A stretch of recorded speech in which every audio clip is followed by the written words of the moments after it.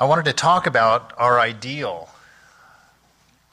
And it's kind of cheating, actually, because you can't do a poor lecture on the ideal of God.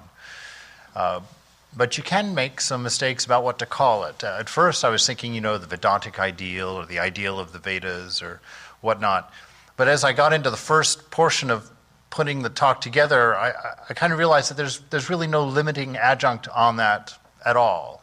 So I just called it our ideal, because it's everybody's ideal. There's not a person in the world who would not take this on as an ideal if they were presented with it. The ideal of love, the ideal of unity, the ideal of, unending support and love of God and being, manifesting it in one another, seeing it in one another.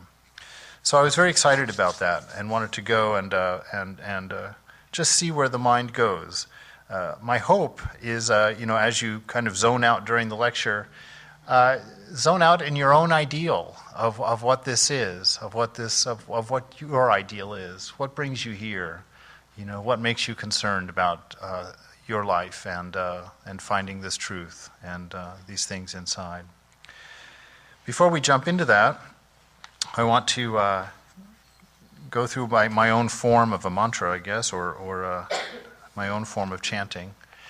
And that's just to remind myself and us of the things that are important. I always start my lectures this way to kind of get my own mind in the right place and to hopefully bring us together into a more perfect place. I always start by remembering that Thakur considered the most important component of religion to be sincerity and earnestness of heart. And he says that He says that if you have a sincere and earnest heart, that even if you make a mistake in your spiritual life, or if you're practicing something wrong or thinking something wrong, that God Himself will take responsibility for setting you right and for giving you a teacher and for bringing you along the path. And so I always like to make that commitment to myself and to, in my way, to make a prayer of that during this time together, that we'll all make that effort to be sincere, to be earnest in our facing of the truth, in our studies of the Scripture, in our being together. The second one I got from Jesus growing up in the Christian tradition, when he says the most important commandment of all is love. He said the love of God and the love of each other as you love yourself. And Vedanta for me brought both of those branches of love into one, into that understanding that eventually those two unite, that idea of God and the idea of self. And so for us, together this morning in our spiritual petri dish here, where each other's experiment in spiritual life, is to practice that, to look at each other with the benefit of the doubt, with eyes of equanimity, love and openness, kindness, encouragement, to help each other along, to be committed to love. And the third is like it, again from Thakur, from Ramakrishna. He said when he was sitting on the banks of the Ganga, throwing out the pairs of opposites one day, kind of try and see the unity in all things. He says, here's your good and here's your bad, mother, take them both. Give me pure love for you. And when he came to truth, he couldn't do it. He realized that he couldn't say, take your truth and take your untruth. He realized that they were fundamental to the spiritual path. And so to make ourselves committed to the idea of truth, to say things that are true, and more importantly, to be true within. Sometimes when we face the Scriptures, there's difficult things to hear. We don't measure up, whatnot. We get challenged on the way we are. That we might be willing to take truth as a measure and to feel that challenge inside and to stand up to it, to rise up to it and go beyond. So that's my commitment before Ramakrishna and before you, and our sharing of that time together in the next 45 minutes or so. I'd like to go on with my tradition here and read a poem from Hafiz, a mystic from the 12th century, I think it is. This one's called Tripping Over Joy. What is the difference between your experience of existence and that of a saint? The saint knows that the spiritual path is a sublime chess game with God, and that the beloved has just made such a fantastic move that the saint is now continually tripping over joy and bursting out in laughter and saying, "I surrender." Whereas, my dear, I am afraid you still think that you have 1,000 serious moves.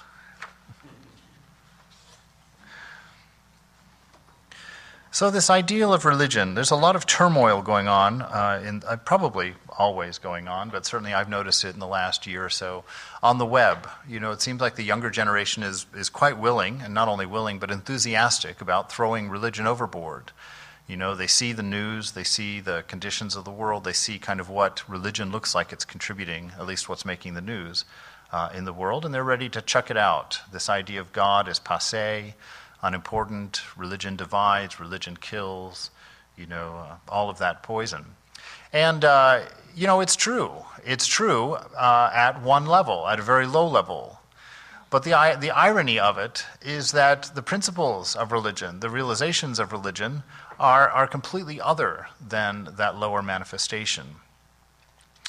And the further irony of it, and I think it's because of the way we think of religion, especially in this country, other countries I think feel differently, that we have this idea of secular versus religious, that there's a division between the two, and we kind of compartmentalize our lives, and we create a space for our religion and for our practice, and then we go to work, then we go vote, or then we go whatever. So we've compartmentalized these things. But in religion, in the ideal, there's no difference. Life is religion. The world is scripture. Experience is learning and understanding God. Everything you look at and see is betraying his nature to you somehow, is opening your mind in some way, developing you in some method to go forward, that your identity with the true self will be realized, that your true nature of freedom will manifest and be expressed. When talking about Sri Ramakrishna, there was a gentleman, Pratap Chandra Mazumdar, who was the right hand of Keshab Sen with the Brahmo Samaj in Calcutta, which was kind of a Christianized Hindu movement. I'm sure somebody will knock me over for saying that, but that's what it seemed like to me when I read a little bit about it. But he was rather critical of Ramakrishna in some ways because he considered him an idolater, for one, because he worshipped Mother Kali at the temple there, was a priest. And, kind of was chastised him at different points during his life. But after, when he was asked about Ramakrishna later on in an interview, he said something that was so beautiful to me and so much a part of what I find to be the ideal of knowing God, of being religious, of being spiritual, of looking for the truth within. He says of Ramakrishna, his religion is ecstasy. His worship means transcendental insight. His whole nature burns day and night with a permanent fire and a fever of strange faith and healing.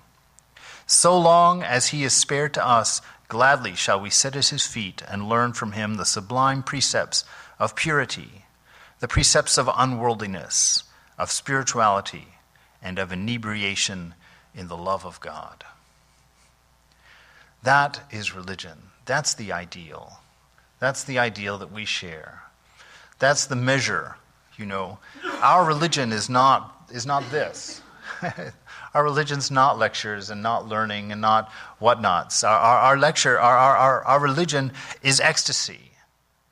That absolute union with the divine, that falling in love with the beloved, that tripping over ourselves in realizations of fearlessness, of unity, of giving and caring and compassion, those things that just spill off of us because of our realization of the divine, because of our understanding of our nature, our ability to remove the obstacles that will let us openly and freely expound and act out to manifest that divine nature.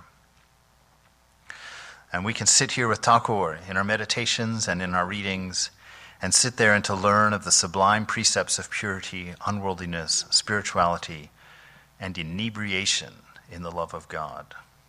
Those two things there probably, because I come from a hedonistic background, those two things really are attractive to me. This idea that Thakur, that his religion is ecstasy, and that he talks about this inebriation in the love of God. I like that, and I focus on that because I just feel like if that we as spiritual people and the world as a whole understood a little bit more of that nature of religion, that is the realization, that is the sign of being a spiritual person, there'd be a lot more interest. There'd be a lot more, clamoring to find out and to go forward and to learn. This is our ideal. In his lecture, The God of Love is His Own Proof, Swamiji says, his ideal becomes one of perfect love, one of perfect fearlessness of love. The highest ideal of such a person has no narrowness of particularity about it. It is love universal, love without limits, love itself, absolute love. Our ideal is love in its most open and fresh form, free of judgments, free of particularities, free of divisiveness, free of lower and higher, pure love, caring, compassionate, giving, because it's your nature, not because it's your practice. Opening up to the world in every effort to be helpful, because it's your nature and not because it's your practice.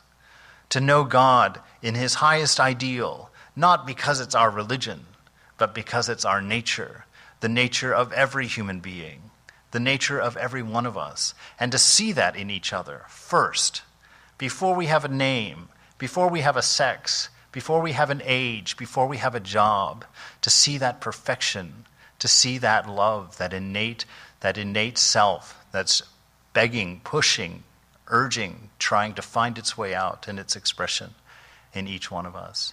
And to have that respect first and foremost to everyone, every being that we approach, to have that respect first. We start there, and then the interaction follows. We start there with that love, that understanding, that recognition of unity, of oneness, of that sublime purity that's trying desperately to express itself. The Master says to Bhagavan Das, the eternal religion, the religion of the rishis, has been in existence from time out of mind and will exist eternally. There exist in this Sanatana Dharma all forms of worship, worship of God with form, worship of God of the impersonal deity as well. It contains all paths, the path of knowledge, the path of devotion, and so on. It's this recognition that every single person is making their way forward in the best way that they know how in their moment. That idea when I first stumbled into Vedanta, when Vivekananda says that there's no right and wrong, it's not that you're right and they're wrong. It's the idea of moving from a lower truth to a higher truth. Nobody believes something that's wrong for them. Everybody believes that what they think and what they know is right. That's part of the problem, sometimes. But it should also be respected. Our first job as spiritual people, as people looking for that divinity, our first job with somebody that disagrees with us is to find out where they're standing when they're looking at us, to sit down next to them and find their place of rightness so that we can see.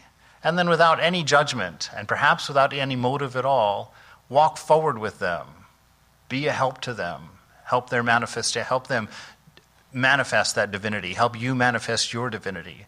By having that togetherness be a manifestation of the love that's inherent in both of your natures. To bring one another together. Anytime you have an argument, stop. Stop. The argument's not necessary. Your first duty is to find that place of rightness, where that person is standing, so that you can respect them for what they're thinking and what they're believing, for the path that they're trying to tread. And once they feel that respect from you, they may be more open to your idea, or to your knowledge, or to your input. There was a great preacher, a friend of mine, Neil, when I was growing up, that made a huge impact on my life. And that was one of the things he told me very early on. I was a good conservative Christian, and rather judgmental in my early days, as many are, I guess. And he once told me, he says, you can never correct somebody more than they believe that you love them. And that always made a very big impact on me. And it wasn't, he didn't say you can't correct them more than you love them. He says you can't correct them more than they believe you love them. So you have to have that effort, that you have to have that knowledge inside when you go to bring somebody forward. You have to make sure. Have you demonstrated your respect for them? Have you demonstrated your love for them? Have you demonstrated being on their side with them? And do they believe it? Do they believe it? That's our ideal. That's our ideal, not our practice. How does it come forward? There's a beautiful story, and I wasn't going to have this story or share it this morning, because I've already done it a couple times in lectures elsewhere. But I woke up in the middle of the night and just, you know how that sometimes happens. You just wake up and something comes into your mind and you're just enamored of it. You can't get rid of it. And so I actually got up in the middle of the night and turned on my tablet and started typing in searches to find this passage and to talk about it. It's about a woman that goes to see Ramakrishna, a woman who's very dear to my heart, because I really identify with her situation when she approaches religion, when she approaches Thakur, the master. The story goes like this. After a time, Bhagavati, an old maidservant of the temple proprietor, entered the room and saluted the master from a distance. Sri Ramakrishna bade her to sit down.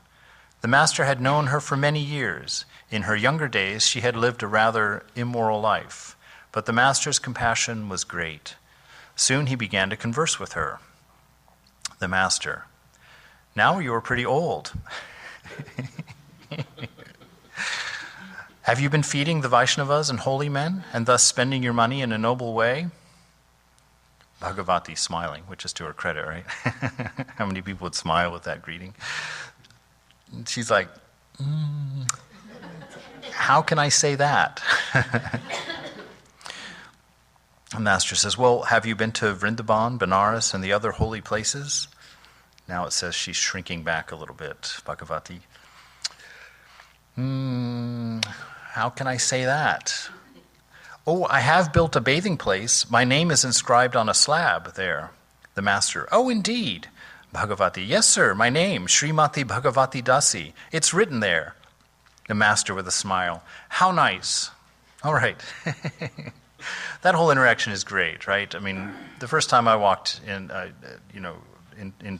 into a temple, there's that joke I always told my friends. I was like, if I went in there, it's going to fall on me. These ideas.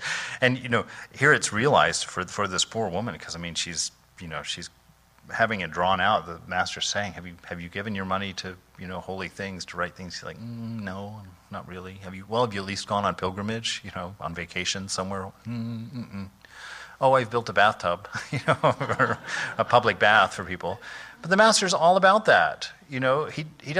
He just keeps going till he finds something good. He starts here and goes here and goes here. And then she volunteers and he's like, great, he's happy, he's smile. He gives her some encouragement with that. So much so that she gets a little bold. She gets a little bold. And it says that emboldened by the master's words, Bhagavati approached and saluted him, touching his feet. Here's the part, wow. Like a man stung by a scorpion, Sri Ramakrishna stood up and cried out, Govinda, Govinda! A big jar of Ganges water stood in a corner of the room. He hurried there, panting, and washed with holy water the spot that this maidservant had touched. The devotees in the room were amazed to see this incident. Bhagavati sat as if struck dead. Can you imagine? Can you imagine that scene? Just the pain that she would have felt. I mean, that sense of judgment that was there. That having your unworthiness so publicly and efficiently demonstrated. You're just sitting there as if you've been struck dead, probably just wishing that you had been. Just like, my God. And I struggled with that for years. Because I really felt like, Thakur, if you're everybody's God, you can't treat anybody like that. You can't do that. Because I stopped here on the story. I didn't keep going. This story has a beautiful ending that comes into our ideal in a lovely way. The Gospel goes on to say, in order to relieve her mind of all embarrassment, the Master said tenderly, listen to a few songs. And he sits down next to her and sings her some songs about Mother, about God.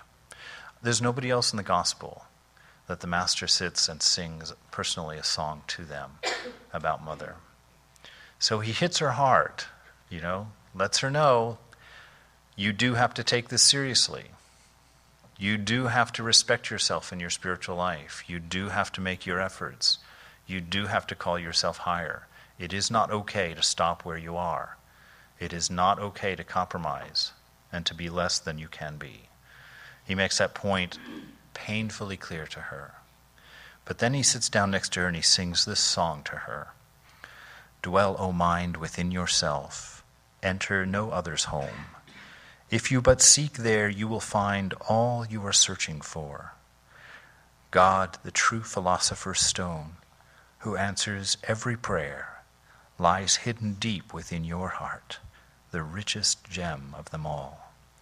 How many pearls, how many precious stones are scattered all about the outer court that lies before the chamber of your very own heart. He turns her toward the ideal. Our ideal is not an external thing. It's not something we're grasping for or running after or trying to find or trying to build or trying to put on a banner. He turns us toward our ideal. Our ideal is our very own nature. He says it is Sat Chit Ananda itself that has become all, the creator, Maya, the universe, and living beings. Sat Chit Ananda, existence, knowledge, bliss. That is our nature. We've talked in the past that you have no right to call yourself anything else in truth that isn't one of these three things. You're not allowed to say, I'm angry, I'm sad, I'm evil, I'm beautiful.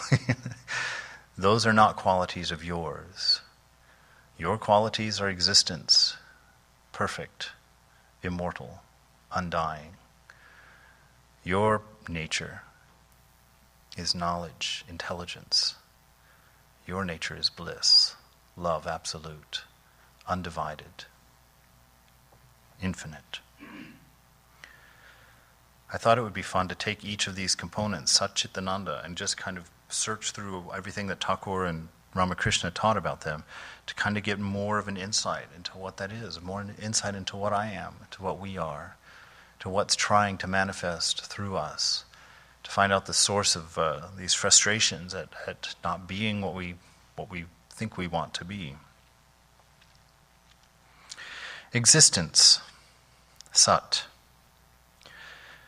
Vivekananda says in Jnana Yoga, we have to first of all give up this superstition of the body. We are not the body. Next must go the further superstition that we are the mind. We are not the mind. It is but the silken body, not a part of the soul.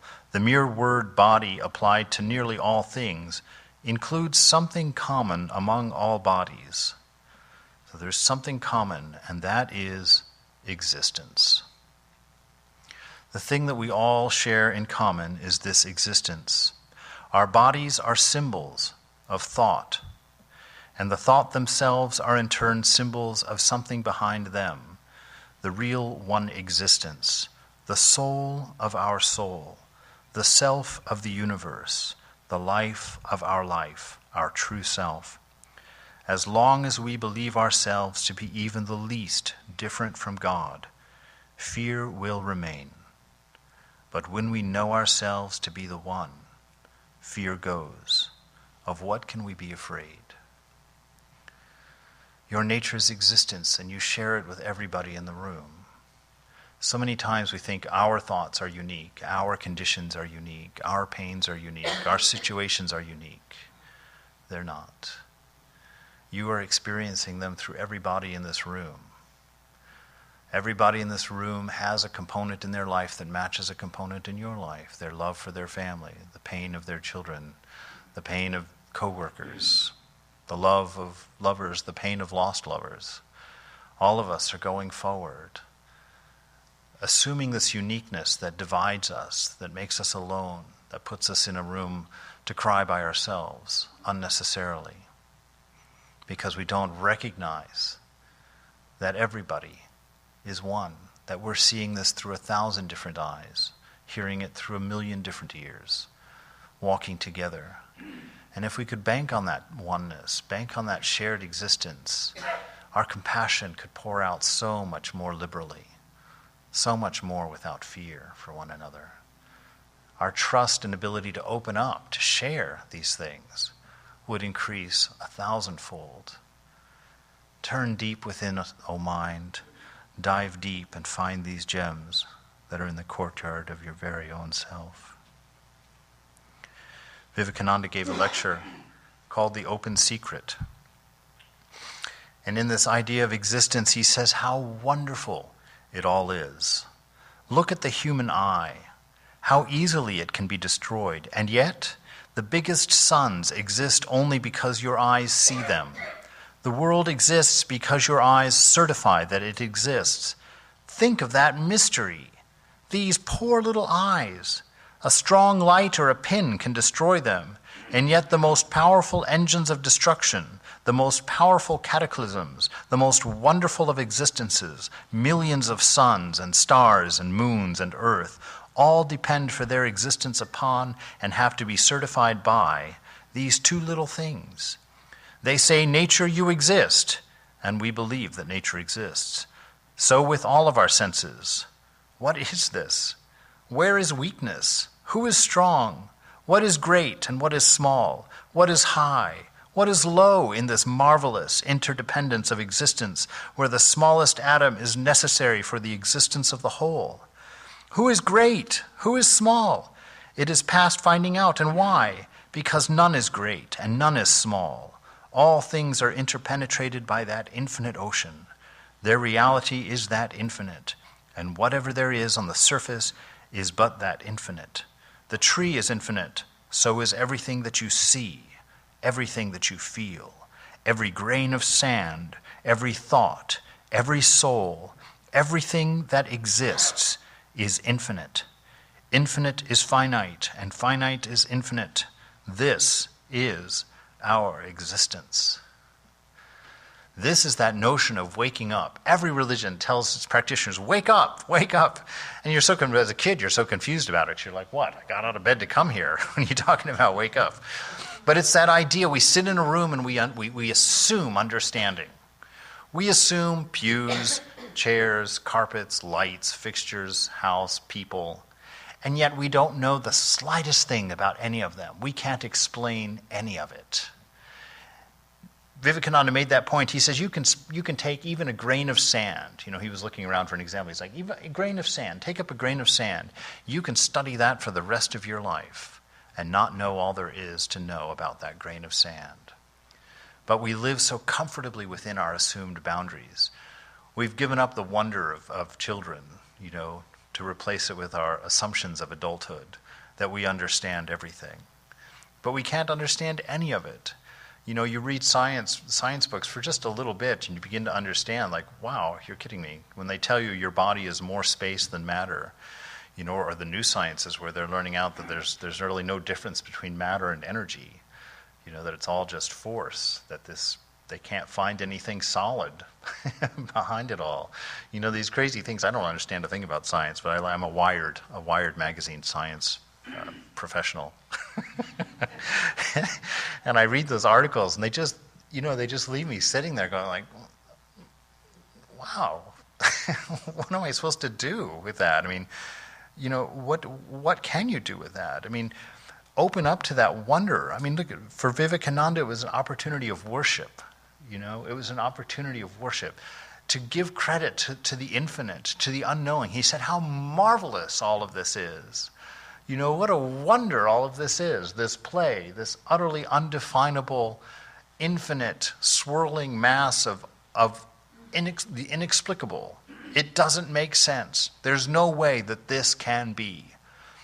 That's one of the fundamental things you run into in philosophy, is that every philosophy, whether it's Kant or Hegel or any number of others that I haven't read, they all come to that point where there's a question you can't answer. They all come to a point where it's like the unanswerable. You can't say anything. It's like, how much more evidence do you need that this doesn't exist as we think it does? The fact that every line of philosophy, every science is telling us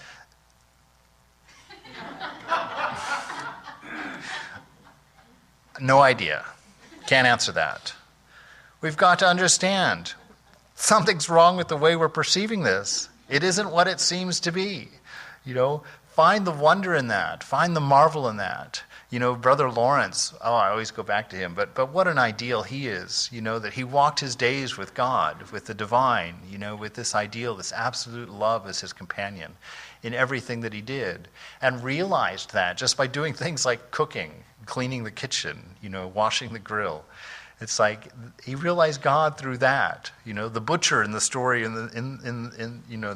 that is told by Ramakrishna, where just by even doing the most impure job, the lowest job on the social scale at that time in India anyway, that just by doing that excellently, by doing the Dharma that is in front of you, I sat in the shrine for 6 years in San Francisco wondering if I should be a monk. Thinking, am I sure about this? You really think this is what you should be doing? The way that question eventually got answered is I took it to the shrine, and I sat there one afternoon, and I was like, I've got to make up my mind. It's been 6 years. I can't just die wondering if this is the right thing for me.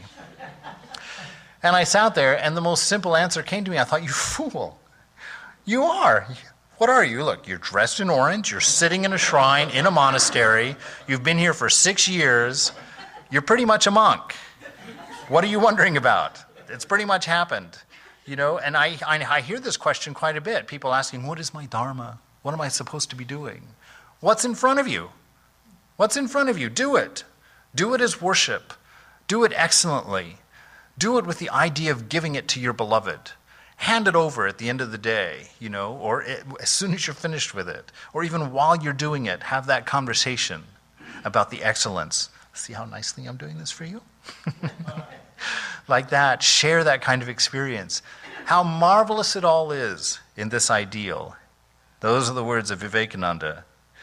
He's so manly in every other way. And then you read something like this, and he's just giggling like a little girl, like a little schoolgirl. This is so marvelous. Look at this infinite everything. It's wonderful. It's incredible. And he jumps into it. That is your existence. Existence is your nature. For, to use a very passé 90s word, celebrate that. Have fun with that. You exist. That's a pretty great thing. That's a pretty great thing. It's a pretty awesome toy to have. Walk outside and see the sun and just stop and exist for a moment. Don't think about it. Don't define it. Don't anything. Just suddenly open up to what's going on. It's amazing. The fresh view of the world of a child. To open up to the wonder that is your divinity. That is existence. Knowledge, intelligence. Vivekananda starts right off by telling me, no one can know existence except through knowledge. So what is this knowledge? It's a very confusing answer, actually. It takes on a lot of levels, because it gets into, in his lessons on Raja Yoga and in Jnana Yoga, he takes it pretty deep. He says, take an individual man. He is first a part of undifferentiated nature. Okay? There's one of those sentences, like, he's a part of undifferentiated nature. You're not allowed to say that. But that's the ultimate reality, right? And that material nature in him becomes changed into this mahat, a small particle of this universal intelligence. And this particle of universal intelligence in him becomes changed into egoism, and then into sense organs, and the finer particles of matter which combine and manufacture his body, your body. So this thing that you're not is all started by a little particle, a particle of intelligence, just a little bit of a little piece of the undifferentiated. He said it first. A little piece of the undifferentiated has formed this body in its effort to manifest. He says the Atman is pure intelligence, controlling and directing prana. So this whole movement of energy in your body, this experience of being that's rolling forward with all these gears, is the Atman, pure intelligence behind it. But the intelligence we see around us is always imperfect. When intelligence is perfect, we get the incarnation, the Christ. Intelligence is always trying to manifest itself, and in order to do this, it is creating minds and bodies of different degrees of development. In reality, and at the back of all things, every being is equal. Every being is equal. We're all in this together.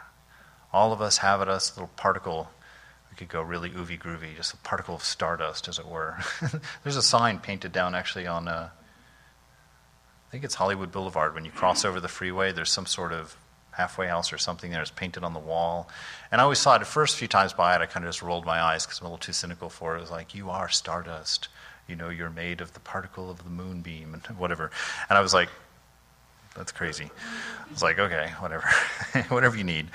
But here he's saying basically the same thing, that you are a particle, somehow an escaped or encapsulated particle of the infinite, of intelligence. And the whole point of this body, the whole point of this egoism that has developed around that is its expression. Your life is about expressing that nature of intelligence, that nature of existence, that nature of love. That whole little particle has created this whole thing that you think of as yourself. For that expression, anything else that you do in your life is going to confuse you. If you think you're here for any other reason or to accomplish any other thing, you're going to be confused. You're going to feel frustrated. Your life at some point, you're going to be laying in bed one night and just think, what's my life about? I've been here for, 50 years and what? I have the same things I had when I was 20. They're just all bigger. It's like, what does that mean? I was a software engineer before I joined the monastery, and I would spend my days, 8 hours, 10 hours a day, creating things that would be obsolete in a year. Especially in software. What a painful industry that is. I mean, every version, you're done. So I thought, God, I'm going to be doing this. That's one of the things that led me to start asking these questions. I started thinking, God, I'm going to be doing this for 65 years, and then I'm going to retire, and a year after I've retired, everything I spent my life on is obsolete. Version 2 is out. That's like, and my name's not on the list anymore. I just didn't want my life to be like that. I was like, what is this? What is this? And everything you do in life is going to run to that same place. When I was in the monastery for a long time, I told Swami Prabhupada, I was kind of discouraged. I was like, all I do around here is wash dishes and mop floors and clean the bathrooms in the temple. I said, I'm 40 years old, 40-something years old, and I've been doing this for 8 years now. I said, I'm kind of discouraged. I feel like if I hang out here, I'm just going to be a glorified home maintenance engineer, And I expected him to, say, let's come up with something bigger for you to do or something. But he didn't. He took a bite of his toast and set it down, and he sat back, and he thought for a moment, and he says, can you think of anything that isn't? A whole new perspective, Everything in this world is just maintenance. Just maintenance. Unless you have this ideal, unless you understand your nature, unless you understand that your only goal, the only point of that particle of intelligence that formed this body and this mind, is to express this infinite nature, this infinite divinity that is yours. So whatever you're doing, it doesn't matter what you're doing, in the external sense, because if you define it as an attempt to manifest perfection, to manifest love, to manifest knowledge, you can do that. You can do that making tacos at a stand. You can do that sweeping a floor. You can do that writing software. You can do that, being a nurse in the hospital. You can do that walking down the street. You can do it everywhere except watching television. Just kidding. So what is this knowledge? The master says to M, what is vijnana? What is this higher knowledge? It is knowing God in a special way.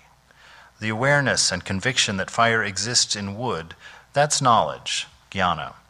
But to cook rice on that fire, to eat the rice, to get nourishment from it, that's vijnana. To know by one's inner experience that God exists is knowledge. But to talk to him, to enjoy him as a child, as a friend, as master, as beloved, that is vijnana, the higher knowledge. The realization that God alone has become the universe, has become all living beings, that is the highest knowledge. To enjoy God in that special way, that's the higher knowledge. To have that inner conviction that he exists, like Brother Lawrence, to feel that presence, as long as we're body identified, that's what it looks like, a presence, God being with you as a friend, as a child, as a cohort, manifesting continually around you, completely committed to you. That's knowledge. That's the knowledge that he's talking about in our nature. And the results of this knowledge, the feeling that I am the doer is the outcome of ignorance, but the feeling that God does everything is due to knowledge. God alone is the doer. All others are mere instruments in his hands. So this idea that God being the doing, that egoism, that's the first shell that forms around that particle of intelligence, begins to weaken, begins to break down a little bit so that it can express more purely. It's not so obscured by the lens. That intelligence can break out more purely. And you can go along for the ride. You can see it happen before you. I tell that story almost every lecture. It's going to get old after a while. Of that little boy I saw in the airport in Phoenix. He was at one of these video games with the steering wheel driving a car. Hadn't put any money in, could hardly reach the steering wheel, and was madly just driving that car along. And his father came up and tapped him on the head and said, Tom, come on, it's time to get on the airplane. I can't, Dad, I can't. If I let go, the car will crash. And his dad takes his arm and pulls him away, and he looks back, and off they go to the airport. The car didn't crash. It was on demo mode. But he was fully convinced that he was driving that car, and he was committed to it, and was not going to get on the plane so that car wouldn't crash. I learned a lot from that little kid that day, in this idea that you are not the doer. You get so frustrated and so nervous about your life. You forget that you're worshiping. You stop doing things excellently because you've taken your mind off of your unfolding divinity and you've put them on some other goal, some other result, and you forget, and you can't let go of the steering wheel. You grip tightly. You can't do what you need to do because you can't let go of the steering wheel, because you're the doer, because you've chosen another goal. If you had just been in your state of excellence, doing your state of worship, going forward, there would be something new in front of you to do with excellence. It wouldn't make any difference that it had changed. This job ends, a new job comes, there's space between the two. You're just doing things excellently in your state of worship, enjoying your unfolding, enjoying that divinity expressing itself in pure love. There is no doer but God. After attaining knowledge, a man says, "O God, nothing belongs to me. Neither this house of worship, nor the Kali temple, nor the Brahmo Samaj. These are all yours. Your wife, your son, your family, they do not belong to me. They are all yours." This universal sharing. What's it mean to say that something belongs to God? Well, if all of us are that, it means it belongs to all of us. And it's to have that kind of freedom. When you go to, that horrible experience, you're going down, you decide you're going to be nice to some homeless person, you see up on the sidewalk, and you get there and you pull out your handful of bills and you're going through and you don't have a 1. You've only got a 10 and a 20, and you're suddenly like, $10, I can't give him $10. When you have this kind of understanding, when you've recognized the divinity in him first, when you've recognized the same existence is in his life that's in your life, when you understand that God is the doer alone, and when you understand that nothing belongs to you, it belongs to all of us together, that $10 is just a matter of exchange. It's not an issue at all. It's changing from this set of hands of yours to that set of hands of yours. It's sharing, with your own family member. It's taking care of each other. It's loving each other. That is the right knowledge. That's the mature knowledge. And now last, and my favorite, Ananda. Ananda, bliss, love. How do we know if it's authentic? How do we know what love is? Because there's lots of definitions of love, and love gets very confusing, especially when you start adding the sexual element in today's world. Things get very confusing very quickly. What is the ideal? Stumbling through this lecture and putting it together, I found 3 tests from Vivekananda, how you know that love is real. The first test for love is that it knows no bargaining. So long as you see a man love another only to get something from him or her, you know that this is not love, it is shopkeeping. That's the first test. That's the first test. Now it's my favorite thing to do, because of my own unruly nature, to test God first. To test my image of God first. It's like, okay, are you bargaining with me? Do I have to be a certain thing or say a certain thing or act a certain way in order to, participate in this relationship? You're saying here that it's not like that. And I have to change my idea of God. I have to change my understanding of the divine. Because it's not a matter of bargaining. He's not setting up a checklist of accomplishments for you. That love is your nature. It's his free and open gift in his unwarranted, unconditioned embrace of you. As he sees you, when he looks at you, he does not see the imperfect that is embarrassing you. When he looks at you, he sees the divine. He sees your nature, the fullest potential of what you will be one day, what you will know yourself to be one day. And he will speak to that, and he'll wake that up, and he'll call that out of you just by being with you. So, your love with the people around you should be the same. Should be the same. If you've called your friend 3 times this week and they haven't called back, are you upset with them? Were you looking for something back? Call them again. Call them as much as you want. Never expect a call back. You didn't get invited to that party, you're not going to invite them to your party. What kind of shopkeeping is that? It isn't love. It isn't love. Practice love that has no conditions, that isn't shopkeeping. The second test of love is that love knows no fear. So long as man thinks of God as a being sitting above the clouds with rewards in one hand and punishments in the other, there can be no love. Wow, did I have to change my opinions about God after reading that? After reading that, no fear. No fear. You can assume that intimacy. Yeah, you might be wrong. You might be like our poor woman at the beginning. Everything that looks like pain will make you stronger, will make you better. There's a commitment of love under it all. There's never anything done to hurt you, to harm you. He gave our Bhagavati a great treat that day, a very special thing that she never forgot. Can you imagine? I have to look at a picture. My memories of Thakur come out of a book. Her memories came from a song that he sang to her. Her shrine was filled with the music of Thakur singing to her. That was her knowledge of God. She didn't think at all about the embarrassment she had felt moments before that. She remembered God singing to her. That's our God. That's your relationship. That's your birthright with the divine. To hear that music, to share in that vision, to share in that assumed love, that assumed acceptance. That you are that. No fear, not afraid. The third is still a higher test. Love is always the highest ideal. When one has passed through the first 2 stages, when one has thrown off all shopkeeping, has cast off all fear, one then begins to realize that love is always the highest ideal. How many times I love this example. It's so not like Vivekananda to say this, but he does it. He says, how many times in this world do we see a beautiful woman loving an ugly man? How many times do we see a handsome man loving an ugly woman? What is the attraction? Lookers on only see the ugly man or the ugly woman, but not so the lover. To the lover, the beloved is the most beautiful being that has ever existed.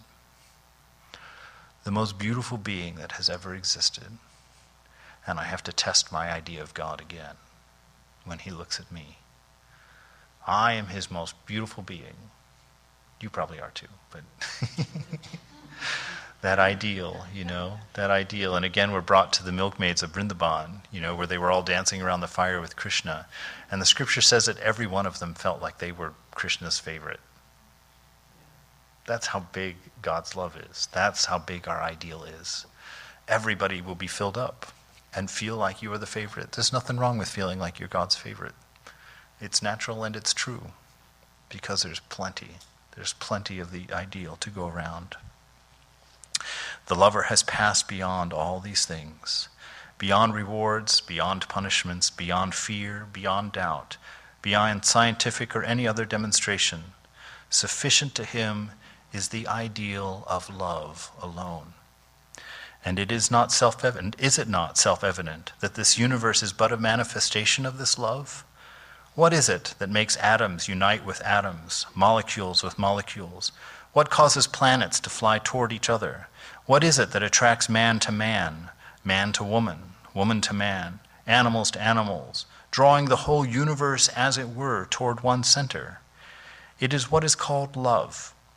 Its manifestation is from the lowest atom to the highest being, omnipotent, all-pervading. This is love.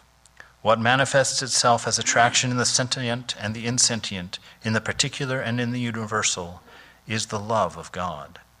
It is the one motive power that is in the universe.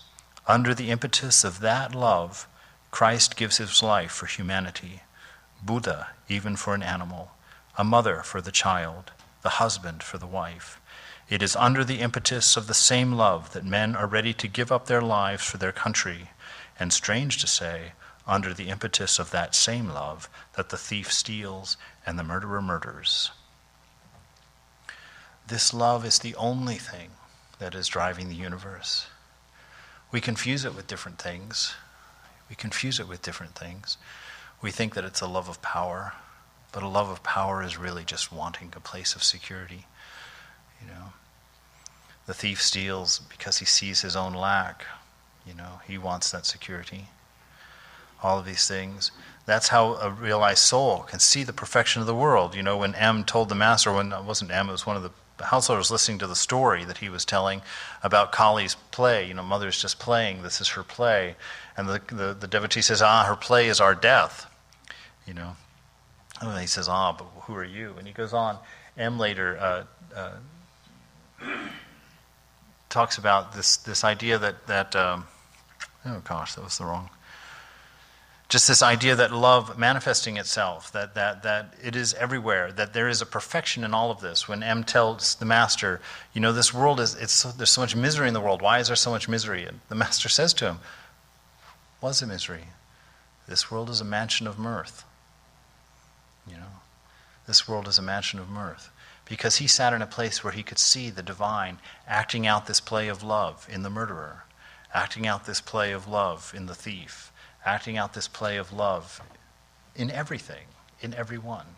He could see the divine only, the divine first. And in that, it is a mansion of mirth. It's not the world that Fox News tells us it is. It's a mansion of mirth. It's a mansion of mirth. Know that to be the truth, your highest ideal. Sat Chit Ananda, the creating principle, the guiding principle, the realizing principle, draws us all together. The Vedanta teaches that nirvana can be attained here and now, that we do not have to wait to death to reach it. The Master tells us this morning, it will avail you nothing unless you realize Sat Chit Ananda. There is nothing like discrimination and renunciation.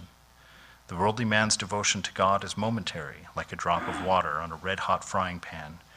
Perchance he looks at a flower and exclaims, what a wonderful creation of God. But the spiritual man can see anything and say, what a marvelous expression of God. It doesn't have to be a sunset over the ocean at Santa Barbara. It can be a discarded McDonald's bag in the parking lot. He can see the divine. That is your nature. And it will avail you nothing unless you realize it, unless you come to that knowledge. And for that, there is nothing like discrimination and renunciation. Hafiz has a poem, Forever Dance. I am happy before I even have a reason. I am full of light, even before the sky can greet the sun or the moon. Dear companions, we have been in love with God for so very, very long. What can we do now but forever dance?